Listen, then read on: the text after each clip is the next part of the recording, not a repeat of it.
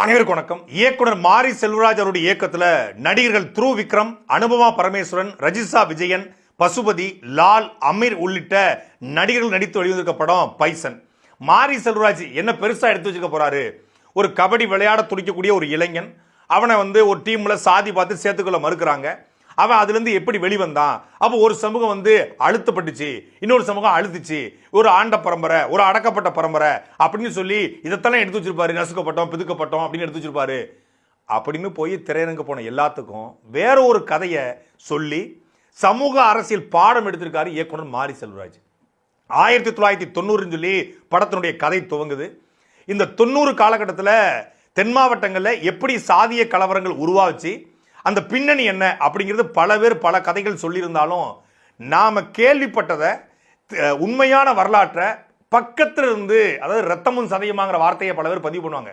உண்மையிலே ரத்தமும் சதையுமாக ஒரு கதையை அதில் ஒரு கபடி வீரனுடைய பார்வையிலிருந்து பதிவு பண்ணியிருக்காரு இயக்குனர் மாரி செல்வராஜ். வெளிப்படையாக சொல்ல போனால் பசுபதி பாண்டியன் வெர்சஸ் வெங்கடேச பண்ணையார். இதில் வெங்கடேச பண்ணையார் அப்படிங்கிற கதாபாத்திரம் பேர் மாற்றப்பட்டிருக்கிறது. கந்தசாமி அப்படிங்கிற கதாபாத்திரத்தில் லால் நடிச்சிருக்காரு. பசுபதி பாண்டியனுடைய கதாபாத்திரம்னு வெளிப்படை எல்லாருக்கும் தெரியுது. அது பாண்டியராஜா அப்படிங்கிற கதாபாத்திரத்தில் அமீர் நடிச்சிருக்காரு. ரெண்டு பேருமே போட்டி போட்டு நடிச்சிருக்காங்க.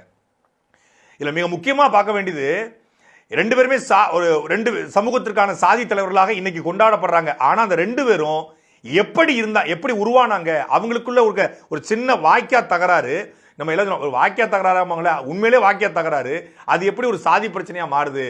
அதுக்குள்ள இந்த ரெண்டுக்கும் சம்பந்தப்படாத ஒரு இளைஞன், அவன் ஒரு குறிப்பிட்ட சமூகத்தில் பிறந்தான் என்பதற்காகவே அவனுடைய வாழ்க்கையை இது எப்படி மாற்றி போடுது அப்படிங்கிறதா இந்த படத்தினுடைய மொத்த கதை. தூத்துக்குடி மாவட்டம் வனத்தி அப்படிங்கிற ஒரு கிராமத்தில் தாய் இல்லாத அப்பாவால் வளர்க்கப்படுற ஒரு பையன். அவன் இயல்புலே கபடி மீது ஒரு பெரிய கிரேஸோடு இருக்கிறான், கபடி மேலே தீராத பற்றோடு இருக்கிறான். அவன் பள்ளிக்கூடத்தில் ஒரு நாள் பசியில் டிஃபன் பாக்ஸ் எடுத்து சாப்பிட்றான். மற்ற குழந்தைகளோட டிஃபன் பாக்ஸ் எடுத்து அவன் சாப்பிட்றான். அப்படி சாப்பிடும்போது பிடி வாத்தியார் அவனை பிடிச்சிடாரு. பிடிச்ச உடனே அவர் உங்கள் அம்மா போய் கூட்டுவாங்கன்றாரு. இவனுக்கு அம்மா இல்லை. ஆனால் இவனுக்கு என்ன பண்ணுறது, சாப்பிட்டுட்டோம், வாத்தியார் பனிஷ்மெண்ட் கொடுக்குறாரு. சரி, பனிஷ்மெண்ட்டுக்கு அம்மா கூட்டு போட்டு நம்மளே பனிஷ்மெண்ட்டை கொடுத்துக்கோன்னு சொல்லி கிரவுண்டை ஓடுறான். 12 ரவுண்டு ஓடனே வாத்தியார் மிரண்டு போய், யாரா நீ இப்படி வெறித்தரமாக 12 தடவை சுற்றி வந்திருக்கிற, யார் நீன்னு கேட்கும்போது, எனக்கு கபடினா ரொம்ப பிடிக்கும் சார், கபடிக்காக நான் தயாராகிட்டு இருக்கேன்னு சொல்லுவான். அப்படின்னா நீ கபடி வீரனான்னு கேட்பாரு. இல்லை, கபடி எனக்கு பிடிக்குமா. அவனை கபடி வீரனாக அந்த வாத்தியார் மாத்துறாரு. அவன் கபடி வீரனாக மாற்றும் போது என்னென்ன தடைகளும், ஊருக்குள்ள ஒரே சமூகத்துக்குள்ளேயே இவங்க அப்பா ஒரு கோயிலில் மாடசாமி கோயிலில் சாமி ஆடுவார். அந்த கோயிலில் நான் தான் சாமி ஆடுன்னு சொல்லி அந்த ஊரில் இருக்கக்கூடிய கபடி டீமோட தலைவர் கேப்டன் இவனை அந்த கபடி டீமில் சேர்த்துக்க மாட்டார். அதாவது ஒரே ஊர், சொந்தக்காரங்க, ஒரே சாதி, ஆனாலும் சாமியாட விடலைங்கிறதுக்காக இந்த கபடி டீமில் சேர்த்துக்கொள்ள மறுப்பாங்க. இதுதான் மாரி செல்வராஜ் இந்த இடத்துல. இங்க ஆதிக்கம் என்பது எல்லா வகையிலும் இருக்கிறது. ஊருக்குள்ள ஒரே சாதிக்காரன், ஒரே ஊருக்காரன், ஒரே சொந்தக்காரன் நம்மளை ஏதோ ஒரு வகையில் அழுத்துறான். ஊரை விட்டு வெளியே போனா சாதியா பார்த்து அழுத்துறான். மாவட்டத்தை விட்டு வெளியே வந்தா வேற மாவட்டம்னு அழுத்துறான். இந்த பக்கம் சென்னை விட்டு வெளியே போனா மாநிலம் தமிழ்னு பார்த்து அழுத்துறான். இந்தியா விட்டு வெளியே போனா இந்தியா பாகிஸ்தான் அழுத்துறான். ஏதோ ஒரு வகையில் அழுத்தம் இருந்து கொண்டே இருக்கும். நீ ஓடிக்கொண்டே இருக்கணும். நாம் வெற்றி பெறுகிற வர நம்மளை ஏதோ ஒரு அழுத்தம் தொடர்ந்து கொண்டே வரும் அப்படிங்கிறத பதிவு பண்ணியிருக்காரு. ஊர்ல திறமையா கபடி விளையாண்டு ஊர்ல கூட டீம்ல சேர்த்துக்கிறாங்க. அதுக்கப்புறம் பார்த்தா வாத்தியாருடைய முயற்சியில அவன் மாவட்ட அளவிலான போட்டியில போய் கலந்து கொள்றான். அந்த போட்டியை யார் நடத்துறான்னு பார்த்தா, இந்த சமூக மக்கள் யாரை எதிரியா பார்க்குறாங்களோ, யாரை எதிரியா கட்டமைச்சிருக்காங்களோ அவரு அந்த போட்டியை நடத்துறாரு. அந்த போட்டியை அவர் பேர் தான் நடக்குது. கந்தசாமி கபடி குழு தான் நடத்துது. அப்போ லால் உட்காந்து அவன் விளையாடுறத பார்த்த உடனே இவன் யாரு அப்படின்னு சொல்லி பக்கத்தில் கூடிய ஆட்கள்கிட்ட கேட்பாரு. உடனே நம்ம ஆளுகள் இல்லை அப்படின்னு அவன் சொல்லுவான். நான் யாருன்னு தானே கேட்டேன், நீ நம்ம ஆளுகள் இல்லைன்ற, விளையாடுறவன் என்ன யாரா இருந்தானையா, நல்லா விளையாடுறான் அப்படின்னு சொல்லி தன்னோட டீம்ல அவனை சேர்த்துக்குள்ள கேட்பாரு. அப்போ பசுபதி தயங்குவார். அப்போ என்னை பார்த்து உங்களுக்கு பயமானோன்னா, இல்லை அந்த ஊரை பார்த்தே பயம், எப்படியாவது என் மகன் இதுலேருந்து வெளியேறி வரணும் தான் நான் போராடிக்கிட்டு இருக்கேன்.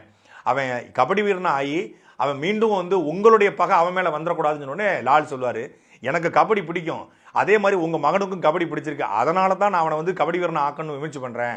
அவன் போக வேண்டிய தூரங்கள் எவ்வளவோ இருக்குது. என்னோட பகை ஒருபோதும் என் கபடி டீம் மேலே வராது. என் கபடி டீமில் எல்லா ஊருக்காரனும் இருக்கான், சொந்தக்காரங்கள தான் பல பேர் இருக்கான்னு சொல்லி லால் கேரக்டர் சொல்லும். அதே போல் அந்த லால் கேரக்டரை ரொம்ப ஜஸ்டிஃபை பண்ணியிருக்காரு இயக்குனர் மாரி செல்வராஜ். அதாவது இவர் ஒரு சாதி வெறியர், அவர் ஒரு சாதி தலைவர் அப்படிலாம் தாண்டி அவர் ஒரு வசனம் பேசுவார். இது எப்போ என்கிட்ட வந்துச்சுன்னு தெரியல.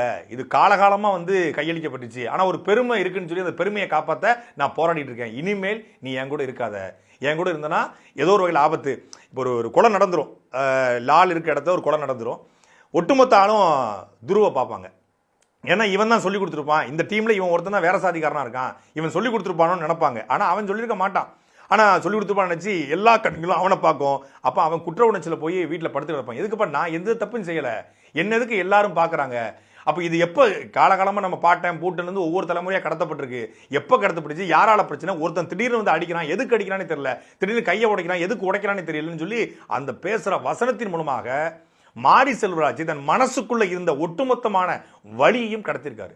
இது தென் மாவட்டங்களில் பிறந்த இளைஞருடைய கதைன்னு சொல்லி மாரி செல்வராஜ் சொன்னார். நான் கூட யோசிச்சேன் என்ன அப்படி எடுத்துக்க போறாரு அப்படின்னு பார்க்கும்போது, ஒட்டுமொத்தமா தென் மாவட்டங்களில் பிறந்த, அது எந்த சமூகத்தில் பிறந்திருந்தாலும் இந்த வழியை கடந்து தான் வெளியேறி வந்திருப்போம். நானும் அது மாதிரியான ஒரு காட்டு கிராமத்தில் ஒரு சாதி இறுக்கம் நிறைந்த இடத்துல இருந்தால் ஓடி வந்தாலும் இந்த படத்தை நேரடியாக என்னோட பொருத்தி பார்க்க முடிஞ்சுது. இந்த படத்துடைய ஒவ்வொரு காட்சிகளும் கண்ணுக்கு முன்னாடி நின்று அந்த அந்த சண்டை, அந்த கலவரம், ரத்தமும் சதயமாக குத்துவாங்க எல்லாமே பக்கத்தில் உட்காந்து அந்த புரோட்டா கடையில் துருவ உட்காந்து படுத்துட்டு பார்த்த மாதிரியே எனக்கு தோணுச்சுன்னா அவ்வளவு வழியை குறைந்தபட்சம் ஒரு 15 இடங்களில் நான் வந்து இந்த படம் பார்க்கும்போது கண்ணீர் விட்டுருப்பேன். ஒரு அதான் கண்ணீர் விடுற மாதிரியான அழுகாட்சி காட்சிலாம் இல்லை, ஆனாலும் ஒரு அழுத்தத்தை நமக்குள்ள மாரி செல்வராஜ் கடத்திட்டார். இது ஒரு குறிப்பிட்ட சமூகத்திற்கான படம், இல்லை குறிப்பிட்ட ஆதிக்க சமூகத்துக்கு எதிரான படம் அப்படிலாம் எதுவுமே இல்லை. இங்க சாதி சண்டை அப்படின்னு ஒண்ணுமே கிடையாது. 2 தனிநபருடைய சண்டை சாதிய சண்டையாக மாற்றப்படுது. இது எப்படி மாற்றப்படுதுன்னே தெரியல. எல்லா சமூகத்திலையும் சாதிய ஆதிக்கம் நிறைந்தவன் இருக்கான், எல்லா சமூகத்திலையும் நல்லவன் இருக்கான், கெட்டவன் இருக்காங்கிறதா மாரி செல்வராஜ் காட்சிப்படுத்திருக்காரு. இந்த படத்துல ஒட்டுமொத்தமா இவர் ஒரு குறிப்பிட்ட சமூகத்துக்கு எதிராக நின்னார்னு யாராலையும் பேச முடியாது. ஏன்னா இந்த படத்தை அவ்வளவு அழகா கையாண்டிருக்காரு. ரொம்ப சென்சிட்டிவான பிரச்சனை. நீங்க பசுபதி பாண்டிய, வெங்கடேச பண்ணியார் பிரச்சனையை யூடியூப்ல கூட பேச முடியாது. அவ்வளவு சென்சிட்டிவான பிரச்சனை. ஆனால் அதுக்குள்ள அவ்வளவு பிரச்சனைகள் இருக்கு. அது எங்கிருந்து தொடங்குச்சு, யாரால் தொடங்கப்பட்டுச்சு, யார் மேல தவறுன்னே நம்ம கிளைம் பண்ண முடியாது. அப்படி ஒரு பிரச்சனை. 2 பக்கமும் தவறுகள் இருக்கும், 2 பக்கமும் அவங்க தரப்பு நியாயங்கள் இருக்கும். ஆனா அதை ரொம்ப அழகா கையாண்டிருக்காரு. அவர்கள் அந்த கேரக்டர் மூலியமே 2 சமூகத்தையும் அவர் வந்து கேள்வி கேட்டிருக்காரு. 2 சமூகத்தினா மொத்த சமூகத்தையும் கேள்வி கேட்டிருக்காரு. லால் கேரக்டரை காட்டி கொடுக்கறதும் அதே சமூகத்தை சார்ந்தவன் தான்.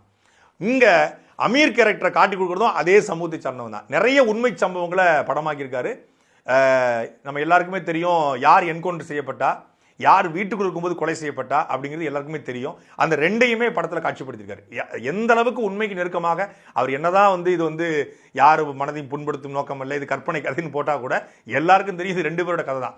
அந்த 2 அழுத்தங்களுக்கு மத்தியில், 2 சமூக பிரச்சனைகளுக்கு மத்தியில் ஒருத்தன் எப்படி கபடி வீரனா மாறி வர்றான், வந்தானா இல்லையா, அவனுக்கு என்னென்ன தடைகள் இருந்துச்சு அப்படிங்கிறத வேற ஒரு பாயிண்ட் ஆஃப் வியூல ஒரு மாரி செல்வராஜ் கூட சொல்லியிருந்தாரு.